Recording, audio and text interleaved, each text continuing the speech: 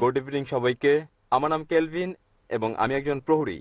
আহ, আজ আমি এখানে এসেছি কারণ আমার 6টি সন্দেহ রয়েছে, যেগুলো আমি বিশ্বাস করি যদি আমি এগুলো সঠিক জবাব পাই, আমি প্রস্তুত আছি ধর্মান্তরিত হতে এবং ইসলাম কবুল করতে। আহ, আমার প্রথম প্রশ্ন দিয়ে শুরু করি। তা হচ্ছে, আমি কিভাবে জানবো ইসলাম হচ্ছে সঠিক পথ ইবাদতের? এবং আমি আমি এই প্রশ্নের পর আমি দ্বিতীয় প্রশ্ন করব, যা হচ্ছে এরকম: আমি কিভাবে জানবো যে বাণী প্রচার করছি তা ঈশ্বরের কাছে যাচ্ছে? ওকে। আহ, আমার তৃতীয় প্রশ্ন হচ্ছে, যখন থেকে আমি ডাক্তার জাকির নায়েকের কথা শুনছি, আপনি আগেই বলেছেন এবং আপনি প্রচার করেছেন কোনো পথ নেই জান্নাতে যাওয়ার, মুসাকে দেয়া নির্দেশনা কঠোরভাবে মেনে চলা ছাড়া। বর্তমান বিশ্বে মিডিয়ার সঙ্গে চ্যালেঞ্জ রয়েছে। আমাদের জীবনে যা আসে তা সবটাই আপনি জানেন। বর্তমান দিনে কিভাবে আমরা এই নিয়ম মেনে চলি এবং ঈশ্বর কি আপনাকে ক্ষমা করবেন যদি আপনি বারংবার ভুল করেন ও ক্ষমা চান? ভাই দুভাগে প্রশ্ন করতে চান? তিনটি 6টি প্রশ্ন করতে চান? প্রথম 3টি প্রশ্ন ভাই করে ফেলেছেন। কেমন করে আমি জানবো যে ইসলামে ইবাদত করা সঠিক? এটা বোঝা যেতে পারে ইসলামে কিভাবে আমরা ইবাদত করি সেটা কি ঠিক, অথবা এটা বোঝাতে পারেন যে ইসলাম কি সঠিক ধর্ম। আপনি কি বোঝাতে চান? আপনি জানতে চান কোনটা ইসলামে দ্বিতীয়টি, ইবাদতের ধারণা সম্পর্কে, সেটা কি ঠিক নাকি? ইসলাম কি ইবাদতের জন্য সঠিক ধর্ম?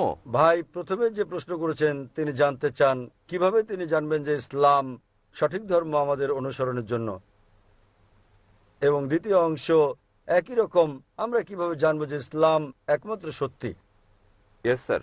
এবং তৃতীয়টি হচ্ছে তিনি বলেছেন, আমার একটা লেকচারে বলা হয়েছে, যীশু খ্রিস্ট তারপর শান্তি বর্ষিত হোক বলেছেন, যদি আপনি জান্নাতে যেতে চান আপনাকে সব নির্দেশনা মানতে হবে এবং তাওরাতে উল্লেখিত সকল নিয়মের অনুসরণ করতে হবে। কিভাবে এই যুগে আমরা তাওরাতের সব নিয়ম মেনে চলি? আমি চেষ্টা করব প্রথম দুটো প্রশ্নের জবাব একসঙ্গে দিতে। কি করে আপনি জানবেন যে ইসলাম সঠিক ধর্ম ইবাদতের জন্য, এবং কি করে আপনি জানবেন যে ইসলাম একমাত্র সত্যি? ইসলাম এসেছে আরবি শব্দ সালাম থেকে, যার মানে শান্তি। এটা আরও এসেছে আরবি শব্দ সিলম থেকে, যার মানে আল্লাহর কাছে নিজের ইচ্ছাকে সমর্পণ করা।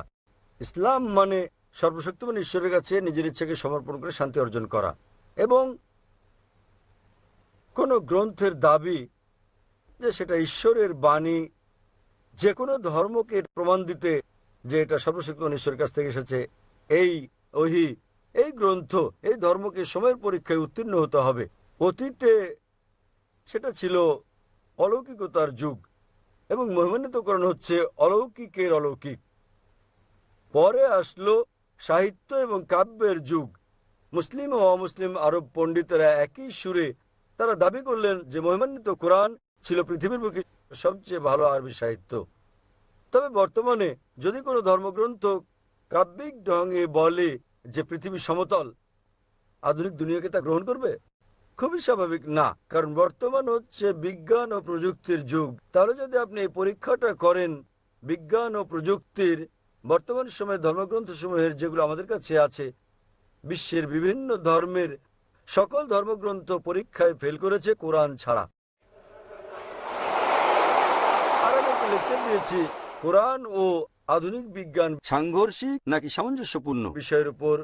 আমার সময় এখানে হবে না প্রশ্নোত্তর পর্বে সম্পূর্ণ লেকচার দেওয়ার, তবে আমি উল্লেখ করতে চাই অ্যালবার্ট আইনস্টাইন বলেছেন, প্রখ্যাত বিজ্ঞানী ও নোবেল পুরস্কার বিজয়ী, যে ধর্ম ছাড়া বিজ্ঞান পঙ্গু এবং ধর্ম বিজ্ঞান ছাড়া অন্ধ।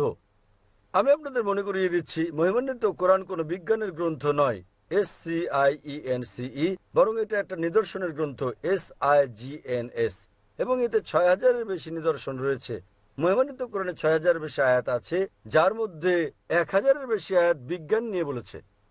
যদি আপনি তুলনা করেন বৈজ্ঞানিক সত্যগুলো যা আমরা জানতে পেরেছি, আমরা দেখতে পাই যে বিজ্ঞান যা সম্প্রতি আবিষ্কার করেছে, হতে পারে ৫০ বছর আগে, ১০০ বছর আগে, ২০০ বছর আগে, ৪০০ বছর আগে, মহিমান্বিত কোরআন তা উল্লেখ করেছে ১৪০০ বছর আগে। কোরআনে বিশ্ব সৃষ্টি সম্পর্কে বলা হয়েছে, সূরা আম্বিয়া অধ্যায় নম্বর 21 আয়াত নম্বর 30-এ যা বিগ ব্যাং সম্পর্কে বিজ্ঞানীরা জেনেছেন কিছুদিন আগে, তারা 50 বছর আগে আবিষ্কার করেছেন, তা কোরআনে উল্লেখ করা হয়েছে 1400 বছর আগে।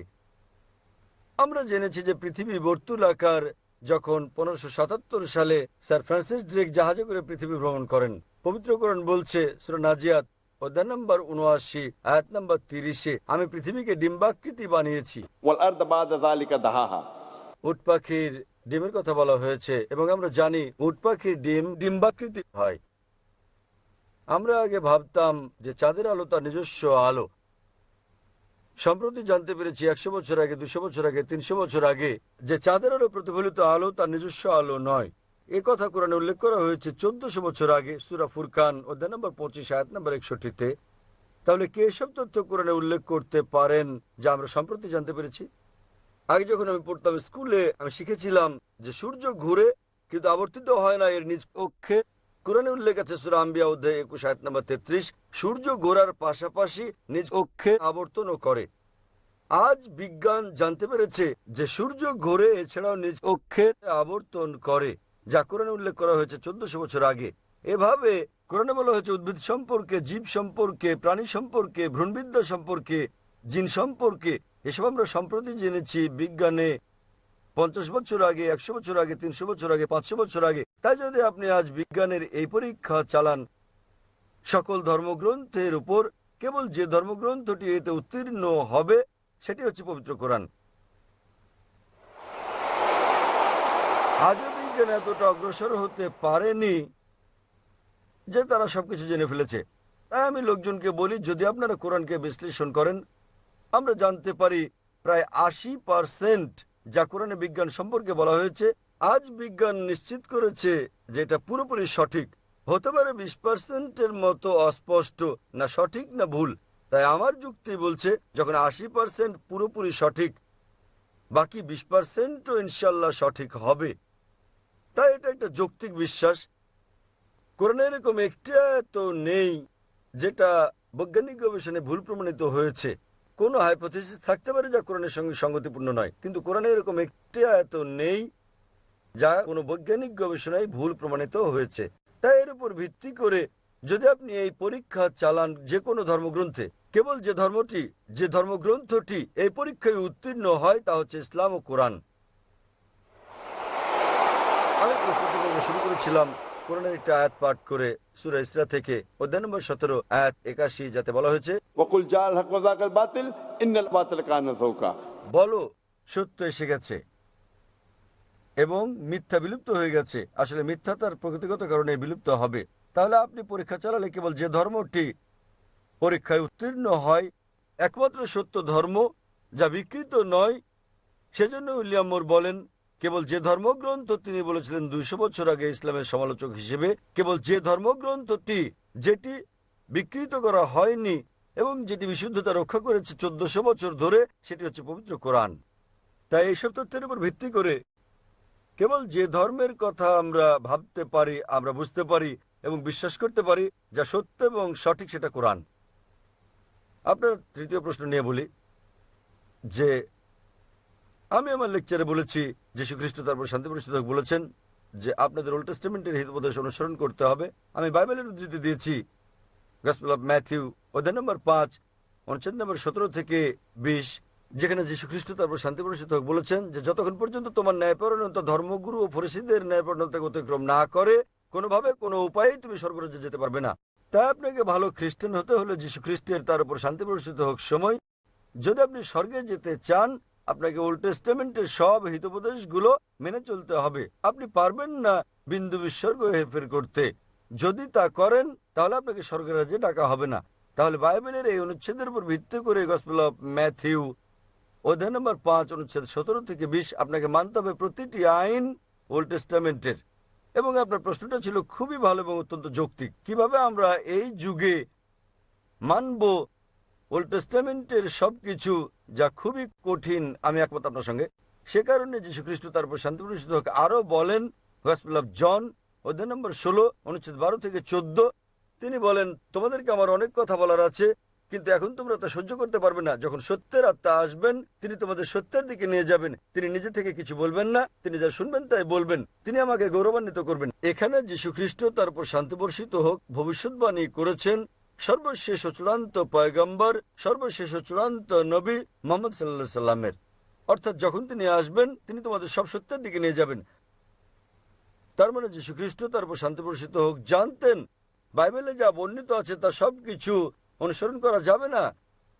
পরবর্তীকালে হতে পারে কয়েক শতাব্দী পর, সেজন্য তিনি বলেছেন যখন সত্যের আত্মা আসবেন, তিনি তোমাদের সত্যের দিকে নিয়ে যাবেন।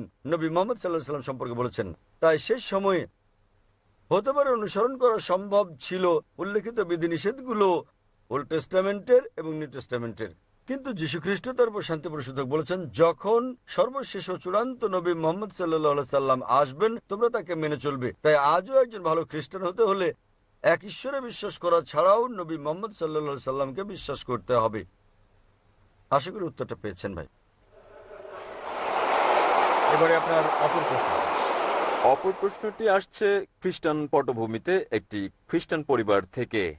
কিভাবে আমি আমার পরিবারের সঙ্গে মিশব যদি আমি ইসলামে দীক্ষিত হই, এবং দুটি ভিন্ন বিশ্বাস নিয়ে একই কম্পাউন্ডে কিভাবে থাকব? ভাই, আপনি প্রশ্ন করলেন যে যদি আমি ইসলাম কবুল করি তাহলে কিভাবে আমার পরিবারের সঙ্গে মিশবো দুটো ভিন্ন বিশ্বাস নিয়ে। ভাই, আপনি জানেন কিছুটা ওল্ড টেস্টামেন্টের মতো, কিছুটা নিউ টেস্টামেন্টের মতো। তথাপিও আপনি একজন খ্রিস্টান, আপনি ওল্ড টেস্টামেন্টের নিয়ম পালন করতে পারেন নিউ টেস্টামেন্ট আসার পরেও। ওল্ড টেস্টামেন্ট ও নিউ টেস্টামেন্টের মতো কিছু থাকলে লাস্ট টেস্টামেন্টও আছে।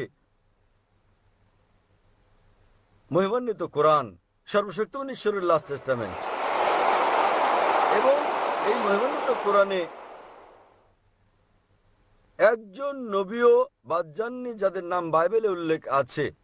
ইসলামে আমাদের সকল নবীকে বিশ্বাস করতে হয় যারা আগে এসেছেন, এবং তাদের সংখ্যা 25 জনের কম হবে না যাদের নাম কোরআনে উল্লেখ আছে, এবং তাদের সকলের নবী মুহাম্মদ সাল্লাল্লাহু আলাইহি ওয়াসাল্লাম ব্যতীত এবং তাদের দুজন ব্যতীত তাদের কথা বাইবেলে উল্লেখ আছে। তাই আমাদের সম্মান দেখাতে হবে সর্বশক্তিমান ঈশ্বরের সকল নবীকে। এবং আমাদের প্রিয় নবী মুহাম্মদ সাল্লাল্লাহু আলাইহি ওয়াসাল্লাম বলেছেন সর্বশক্তিমান আল্লাহ পৃথিবীতে 1,24,000 পয়গম্বর পাঠিয়েছেন। তাই যদি আপনি মুসলিম হন, আপনার কোনো নবীকে অসম্মান করতে হবে না যাদের নাম বাইবেলে উল্লেখ করা হয়েছে। প্রকৃতপক্ষে তাদেরকে আপনার বলতে হবে যীশু খ্রিস্ট, তার উপর শান্তি বর্ষিত হোক, যা বলেছেন আমি তা পুরোপুরি মেনে চলছি। অন্য খ্রিস্টানরা কি করে তারা অনুসরণ করছে, হতে পারে 80%, হতে পারে 90, হতে পারে 50%। তাদেরকে আপনার বলা উচিত গসপেল অফ জনের 16 নম্বর অধ্যায়ের 12 থেকে 14 অনুচ্ছেদে যা বলা হয়েছে, তোমাদেরকে আমার অনেক কিছু বলার আছে, কিন্তু এখন তোমরা তা সহ্য করতে পারবে না। যখন সত্যের আত্মা আসবেন, তিনি তোমাদের সব সত্যের দিকে নিয়ে যাবেন। তাহলে আমি যীশু খ্রিস্টকে, তার উপর শান্তি বর্ষিত হোক, অনুসরণ করছি তথাকথিত অন্যান্য খ্রিস্টানদের চেয়ে। তাই যদি আপনি মুসলিম হন, আপনি খ্রিস্টানদের চেয়েও ভালো খ্রিস্টান হয়ে যাবেন। আশা করি প্রশ্নের উত্তর পেয়েছেন। হ্যাঁ।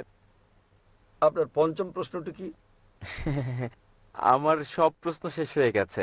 আপনার সব প্রশ্নের উত্তর আপনি পেয়ে গেছেন? হ্যাঁ, পেয়েছি। তাহলে ধন্যবাদ। এখন ইসলাম সম্পর্কে আপনার মনোভাব ইতিবাচক? ইসলাম ধর্মের ব্যাপারে আমার মনোভাব ইতিবাচক, এবং আমি ইসলাম গ্রহণে প্রস্তুত। আপনি কি বিশ্বাস করেন ঈশ্বর একজন? দুঃখিত, বুঝতে আপনি পারিনি। কি বিশ্বাস করেন ঈশ্বর একজন? আমি বিশ্বাস করি ঈশ্বর একজন। আপনি কি বিশ্বাস করেন যীশু খ্রিস্ট, তার উপর শান্তি বর্ষিত হোক, ঈশ্বর? আমি বিশ্বাস করি যীশু খ্রিস্ট পয়গম্বর ছিলেন। মাশাআল্লাহ। আপনি কি বিশ্বাস করেন নবী মুহাম্মদ সাল্লাল্লাহু আলাইহি ওয়াসাল্লাম সর্বশেষ ও চূড়ান্ত পয়গম্বর? আমি বিশ্বাস করি মহানবী মুহাম্মদ শেষ এবং চূড়ান্ত পয়গম্বর ছিলেন। মাশাআল্লাহ। ভাই, কেউ কি আপনাকে ইসলাম গ্রহণ করতে বাধ্য করছে? আমি গ্রহণ করতে প্রস্তুত। কেউ কি আপনাকে ইসলাম গ্রহণে বাধ্য করেছে? না, আমাকে কেউ বাধ্য করছে না, এটা আমার সিদ্ধান্ত।